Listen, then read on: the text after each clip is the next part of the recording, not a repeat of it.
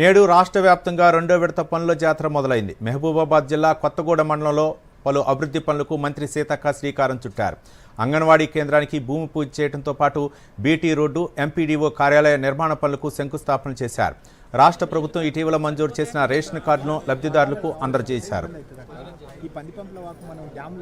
ఈ సందర్భంగా మంత్రి సీతక్క మాట్లాడుతూ గ్రామాల్లో నిబద్ధతతో పనిచేసిన పంచాయతీ సిబ్బందిని, భూగర్భ జలాలు, చెట్ల పెంపకంలో భాగస్వాములు అవుతున్న వారిని ప్రోత్సహించి సన్మానించాలన్నారు. మన పంచాయతీరాజ్ శాఖ ఆధ్వర్యంలో రాష్ట్ర వ్యాప్తంగా 1,1500 పనులను 2,200 కోట్లతోటి రాష్ట్ర వ్యాప్తంగా ప్రారంభించడం జరుగుతూ ఉంది.